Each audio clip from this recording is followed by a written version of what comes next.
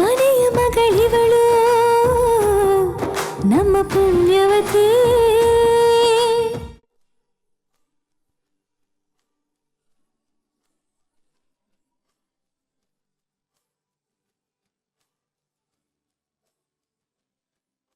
ಪೂರ್ವಿ,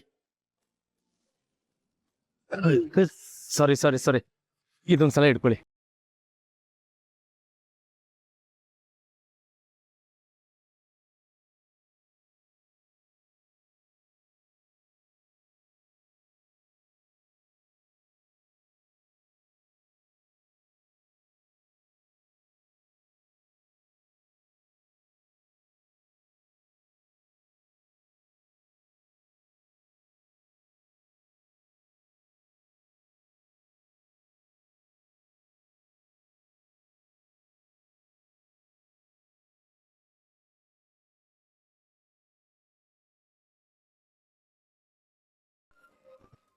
ನೋಡ್ರಿ, ಅವತ್ತು ನನ್ನ ಕೈ ಮೇಲೆ ಕಾಫಿ ಚೆಲ್ಲಿ ಸುಟ್ರಿ, ಆದ್ರೆ ನಾನಿವತ್ತು ನಿಮ್ ಕೈ ಮೇಲೆ ಐಸ್ ಕ್ರೀಮ್ ಚೆಲ್ಲಿ ತಣ್ಣಗ್ ಮಾಡಿದೀನಿ.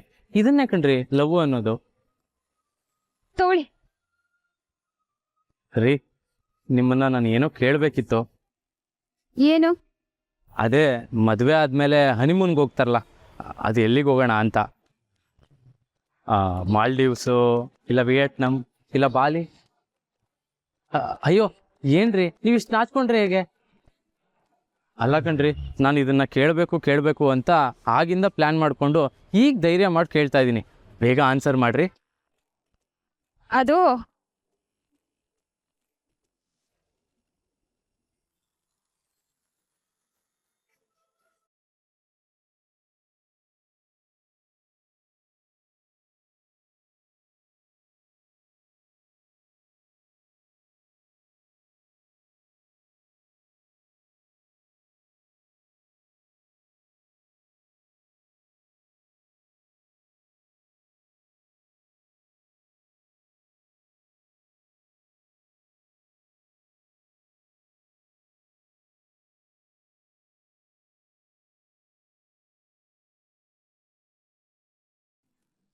ಅಯ್ಯೋ ಕ್ಷಮಿಸ್ಬಿಡಿ, ನೀವ್ ಇದ್ದಕ್ಕಿದ್ದಂಗೆ ಮೈ ಮೇಲೆ ಬಿದ್ಬಿಟ್ರಲ್ಲ, ಗಾಬ್ರಿಲಿ ಬೇಕು ಅಂತ ಹೊಡಿಲಿಲ್ಲ. ಅಯ್ಯೋ ಇರ್ಲಿ ಬಿಡಿ, ನನಗೆಲ್ಲ ಅರ್ಥ ಆಗತ್ತೆ.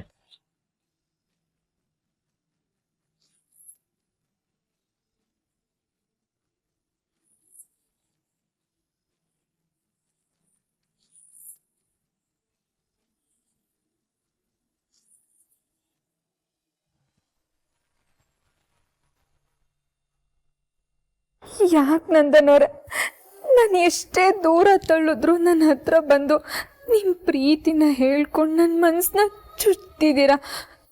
ನನ್ನ ಮನಸ್ಸನ್ನ ಇಷ್ಟು ಕಲ್ ಮಾಡ್ಕೊಂಡಿದ್ರು ನೀವು ಒಂದೇ ಒಂದ್ಸಲ ಪ್ರೀತಿಯಿಂದ ನೋಡಿದ ತಕ್ಷಣ ಕರ್ಗೋಗ್ಬಿಡ್ತೀನಿ ನಾನು.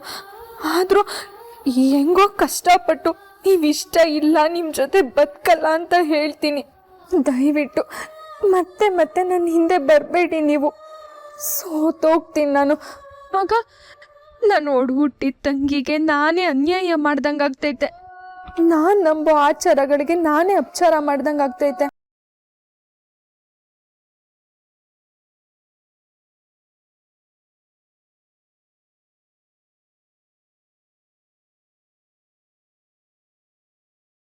ಪದ್ಮಿನಿ, ಎಷ್ಟು ಸಲ ಹೇಳ್ಬೇಕು ನಿಮ್ಗೆ, ಮತ್ತೆ ಮತ್ತೆ ನನ್ ಒತ್ತಾಯ ಮಾಡ್ಬೇಡಿ ಅಂತ.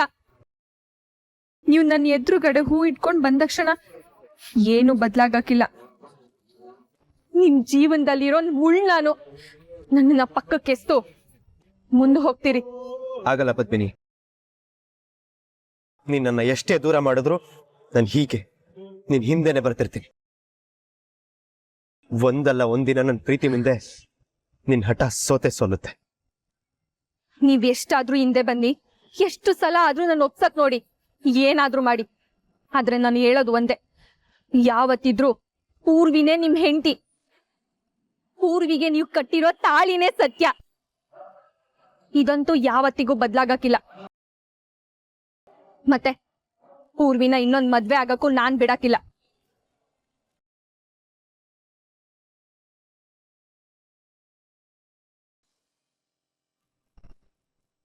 ರೀ ಪೂರ್ವಿ, ನನಗೆ ನಿಮ್ಮ ಅಪ್ಪ ಅಮ್ಮ ತುಂಬ ಇಷ್ಟ ಆದರು. ಅವರು ಎಷ್ಟು ಸಿಂಪಲ್ ಅಲ್ವಾ. ಆ್ಯಂಡ್ ಹನಿಮೂನ್ಗಂತೂ ನೀವು ಎಲ್ಲೋಗೋದು ಅಂತ ಹೇಳಿಲ್ಲ. ಅಟ್ಲೀಸ್ಟ್ ಮದುವೆ ಆದಮೇಲೆ ನಿಮ್ಮ ಹಳ್ಳಿಗಾದರೂ ಕರ್ಕೊಂಡು ಹೋಗ್ತೀರಾ, ನಾನು ಸುತ್ತಾಡಬೇಕು. So sweet of you. ಮತ್ತು ನಿಮ್ಮ ಎಂಗೇಜ್ಮೆಂಟ್ಗಂತ ಪರ್ಚೇಸ್ ಮಾಡಿರೋ ರಿಂಗು ಸೂಪರ್ ಆಗಿದೆ. ಪೂರ್ವಿ ನಿನ್ಕೋ. ಯಾಕಕ್ಕ ಒಬ್ಳೆ ಬರ್ತಿದ್ಯಾ? ನಂದನವ್ರಲ್ಲಿ ಶಾಪಿಂಗ್ ಎಲ್ಲ ಮುಗೀತು, ಬಾ ಮನೆಗೆ ಹೋಗ. ಅಯ್ಯೋ, ನಾವಿನ್ನ ಏನು ತಗೊಂಡೇ ಇಲ್ವಲ್ಲ. ಅದಕ್ಕೆ ಪಕ್ಕದ ಸ್ಟ್ರೀಟಲ್ಲಿ ಸಖತ್ತಾಗಿರೋ ಚಾಟ್ ಸಿಗುತ್ತೆ, ತಿನ್ಕೊಂಡು ಹೋಗೋಣವಾ? ಅದೆಲ್ಲ ಏನು ಬೇಡ, ಬಾ ಹೋಗೋಣ.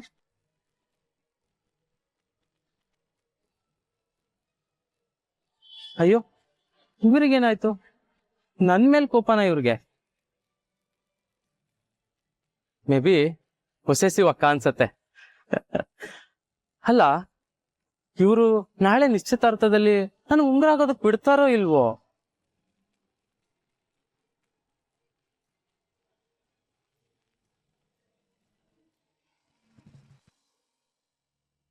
ಕೆಲವೊಂದ್ಸಲ ಒಳ್ಳೇದಾಗ್ಬೇಕು ಅಂದ್ರೆ ಏಟ್ ಕಾಯ್ಬೇಕಾಗ್ತೈತೆ. ಅದೇ ಕೆಲವೊಂದ್ಸಲ ಈ ಒಳ್ಳೇದು ಅನ್ನೋದು ಅದೃಷ್ಟ ವರ ಸಿಕ್ಕಂಗ್ ಸಿಕ್ಬಿಡ್ತೈತೆ. ಈಗ ನಮ್ ಪೂರ್ವಿ ಮದ್ವೆ ನಿಶ್ಚಯ ಆಗಿರೋದು ಅದು ಅದೇಯ. ಆದ್ರೆ ನಾಳೆನೆ ನಿಶ್ಚಿತಾರ್ಥ ಅನ್ನೋದು ನಂಬಕ್ಕೆ ಆಯ್ತಾ ಇಲ್ಲ ರೀ. ಹೌದಿಲ್ಲ, ಪದ್ಮಿನಿ ಮದುವೆ ಮಾಡಕ್ಕೆ ನಾನು ಏಟೆಲ್ಲ ಒದ್ದಾಡ್ಬಿಟ್ಟೆ. ಮೈ ತುಂಬ ಸಾಲ ಮಾಡ್ಕೊಂಡ್ಬಿಟ್ಟೆ, ಮನೆ ಕಳ್ಕೊಂಡೆ, ತ್ವಾಟ ತುಡ್ಕೆ ಎಲ್ಲ ಹೊಲ್ಟೋಯ್ತು. ನಮ್ಮ ಹಳ್ಳಿನೇ ಬಿಟ್ಬಿಟ್ಟು ಇದ್ಯಾವುದೋ ಕಾಣ್ದೂರಿಗೆ ಬಂದ್ಬಿಟ್ವಿ. ಊಟಕ್ಕೂ ಕಷ್ಟಪಡ್ಬೇಕಾಗೈತಿ ಅಂತ ಸ್ಥಿತಿ. ಆದ್ರೆ ಈ ಪೂರ್ವಿ ಮದುವೆ ನೋಡು ಎಷ್ಟು ಸಲೀಸಾಗ್ತೈತೆ. ಅಮ್ಮಾಜಿನ ಎಲ್ಲ ಜವಾಬ್ದಾರಿನ ವಹಿಸ್ಕೊಂಡ್ಬಿಟ್ಟವ್ರಿ. ನನ್ಗೇನು ಹೇಳ್ಬೇಕು ಅಂತಲೇ ಗೊತ್ತಾಗ್ತಿಲ್ಲ. ಅಮ್ಮಾಜಿ ನಮ್ಮ ಪಾಲಿಗೆ ದೇವ್ರು ಅಂದ್ಬಿಟ್ರು.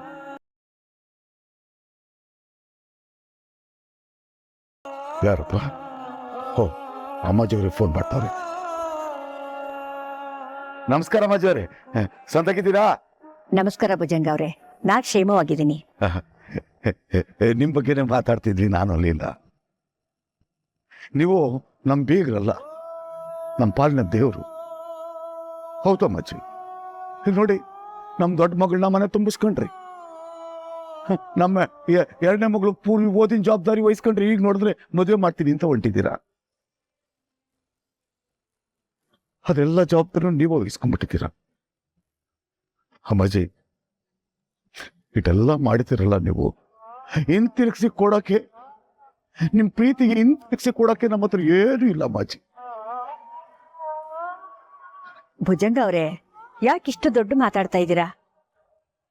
ಈಗ ನಾವು ನೀವು ಎಲ್ಲ ಒಂದೇ ಮನೆಯವ್ರ ತಾನೆ.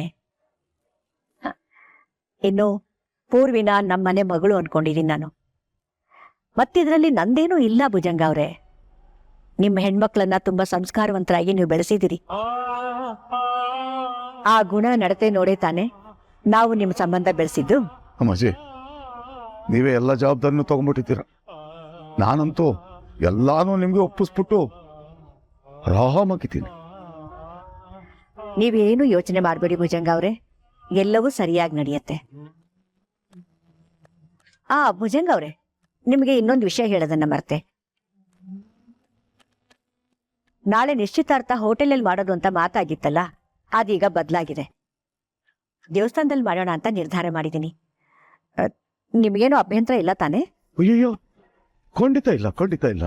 ದೇವಸ್ಥಾನ ನಂತರ ಪವಿತ್ರ ಜಾಗದಾಗೆ ನನ್ನ ಮಗು ನಿಶ್ಚಿತಾರ್ಥ ನಡೀತತೆ ಅಂದ್ರೆ ಅದಕ್ಕಿಂತ ಸಂತೋಷ ಇನ್ನೇನ್ ಬೇಕು ಹೇಳಿ. ಸರಿ, ಹಾಗಾದ್ರೆ ನಾಳೆ ನೇರವಾಗಿ ನೀವು ಅರುಣಾಚಲೇಶ್ವರ ದೇವಸ್ಥಾನಕ್ಕೆ ಬಂದ್ಬಿಡಿ. ಹಂಗೆ ಆಗ್ಲ. ಸರಿ ಭುಜಂಗ ಅವರೇ. ಅಮ್ಮಾಜಿ, ಕಡೆ ಕ್ಷಣದಲ್ಲಿ ನಿಶ್ಚಿತಾರ್ಥ ಹೋಟ್ಲಲ್ಲಿ ಬೇಡ ದೇವಸ್ಥಾನದಲ್ಲಿ ಇಟ್ಕೊಳ್ಳೋಣ ಅಂತ ಯಾಕೆ ಹೇಳಿದ್ರಿ? ಸ್ಟಾರ್ ಹೋಟೆಲಲ್ಲಿ ನಿಶ್ಚಿತಾರ್ಥ ಮಾಡೋದು ನಮ್ಗೇನ್ ದೊಡ್ಡ ವಿಷಯ ಅಲ್ಲ ಮಾಲ್ತಿ. ಆದ್ರೆ ನಿಶ್ಚಿತಾರ್ಥ ನಡೀತಾ ಇರೋದು ಭುಜಂಗ ಅವ್ರ ಮಗಳದು. ಪಾಪ ಅವ್ರಿಗೆ ಈ ಶ್ರೀಮಂತರ ವಾತಾವರಣ ಅಭ್ಯಾಸ ಇರೋದಿಲ್ಲ. ಆಮೇಲೆ ಮಗಳ ನಿಶ್ಚಿತಾರ್ಥಕ್ಕೆ ಅವರೇ ಮೂಲೆ ಗುಂಪಾಗ್ಬಿಡ್ತಾರೆ.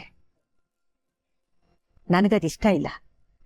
ಆ ಕಾರಣಕ್ಕೆ ದೇವಸ್ಥಾನದಲ್ಲಿ ಮಾಡಬೇಕು ಅಂತ ನಿರ್ಧಾರ ಮಾಡಿದೆ. ಅಮ್ಮಾಜಿ, ಪ್ರತಿಯೊಂದನ್ನು ಹೇಗ್ ನೀವು ಇಷ್ಟು ಸೂಕ್ಷ್ಮವಾಗಿ ಯೋಚಿಸ್ತೀರಾ? ನಿಮ್ಮಿಂದ ನಾವು ಕಲಿಯೋದು ತುಂಬಾ ಇದೆ.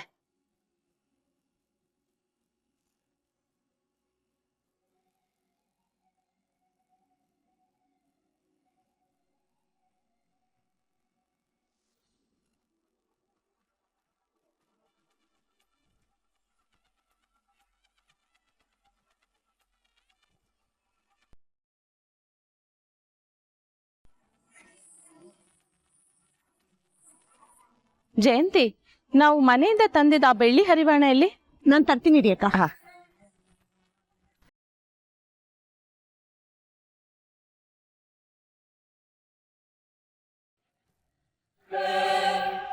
ಜಯ, ನನ್ನ ಪಂಚಾಂಗ ಇಲ್ಲಿ ಕಾಣಿಸ್ತಾ ಇಲ್ಲ. ಅಯ್ಯೋ, ನಿಮ್ದೊಂದು ನನ್ಗೇನ್ ಗೊತ್ತು? ಅಲ್ವೇ, ಬೆಳಗ್ಗೆ ಮನೆಯಿಂದ ಬರ್ಬೇಕಾದ್ರೆ ತಂದಿದ್ದೆ, ಈಗ ನನ್ನ ಕೈಗೆ ಸಿಗ್ತಾ ಇಲ್ಲ. ಎಲ್ಲೋಯ್ತು? ಮರ್ತು ಕಾರಲ್ಲಿ ಇಟ್ಟಿರ್ತೀರಾ, ಹೋಗ್ ನೋಡಿ. ಕಾರಲ್ಲಿ ಇಟ್ಟಿದ್ದೀನ? ಮುಹೂರ್ತದ ಬಗ್ಗೆ ಏನೋ ಡೌಟು.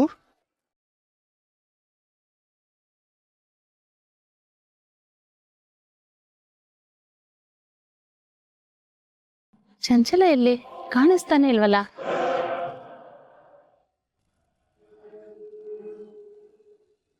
ಡೆಕೋರೇಷನ್ಸ್ ಎಲ್ಲ ತುಂಬಾ ಚೆನ್ನಾಗಿದೆ ಅಮ್ಮಾಜಿ. ಹೌದು ಅಮ್ಮಾಜಿ, ಇಷ್ಟು ಕಮ್ಮಿ ಟೈಮಲ್ಲಿ ಇಷ್ಟು ಚೆನ್ನಾಗಿ ಅಲಂಕಾರ ಮಾಡಿದೀರಾ. ನಾವು ನಿಮ್ ಜೊತೆ ಸಂಬಂಧ ಬೆಳೆಸ್ತಿರೋದೇ ನಮ್ ಸರ್ಕಲ್ ಅಲ್ಲಿ ಎಲ್ರಿಗೂ ದೊಡ್ಡ ವಿಷಯ. ನಾನೊಬ್ಬ ಬಿಸ್ನೆಸ್ ಮ್ಯಾನ್ ಆಗಿದ್ರು ಸೊಸೈಟಿಯಲ್ಲಿ ನಿಮ್ಗಿರೋ ಬೆಲೆ ಗೌರವನೇ ಬೇರೆ ಅಮ್ಮಾಜಿ. ಇಲ್ಲಿ ದೊಡ್ಡವರು ಚಿಕ್ಕವರು ಅನ್ನೋದು ಲೆಕ್ಕಕ್ಕೆ ಬರೋದಿಲ್ಲ ಲಾಲವ್ರೆ. ದೇವ್ರ ನಿರ್ಧಾರಕ್ಕೆ ಎಲ್ರೂ ತಲೆ ಬಾಗ್ಬೇಕು ಅಷ್ಟೇ. ಪೂರ್ವಿ ಹಣೆಯಲ್ಲಿ ರಿಷಿ ಹೆಸರು ಬರ್ದಿತ್ತು, ಆದ್ರಂತೆ ಎಲ್ಲವೂ ನಡೀತಾ ಇದೆ ಅಷ್ಟೇ. ಮದುವೆನೂ ಹೀಗೆ ನೀಟಾಗಿ ನಡೆದ್ಬಿಟ್ರೆ ನನ್ಗಷ್ಟೇ ಸಾಕು. ಇದು ಈ ಅಮ್ಮಾಜಿ ಮುಂದೆ ನಿಂತು ನಡೆಸ್ತಿರೋ ಮದುವೆ ಅಂದ್ಮೇಲೆ ಯಾವ ಲೋಪದೋಷಗಳು ಬರದಂತೆ ಅಚ್ಚುಕಟ್ಟಾಗಿ ನಡೆಯುತ್ತೆ. ನೀವೇನು ಯೋಚಿಸ್ಬೇಡಿ. ಋಷಿ, ಹೋಗಪ್ಪ, ಬೇಗ ರೆಡಿ ಆಗೋ. 10 ನಿಮಿಷದಲ್ಲಿ ನನ್ನ ಮಗ ರೆಡಿ ಆಗ್ತಾನೆ. ಸರಿ. ಹೌದು, ಪೂರ್ವಿಯಲ್ಲಿ ರೆಡಿ ಆದ್ಲಾ? ಮಾಲ್ತಿ, ಹಾ ಅಮ್ಮಾಜಿ. ಪೂರ್ವಿ ರೆಡಿ ಆದ್ಲ ನೋಡು. ಹಾ.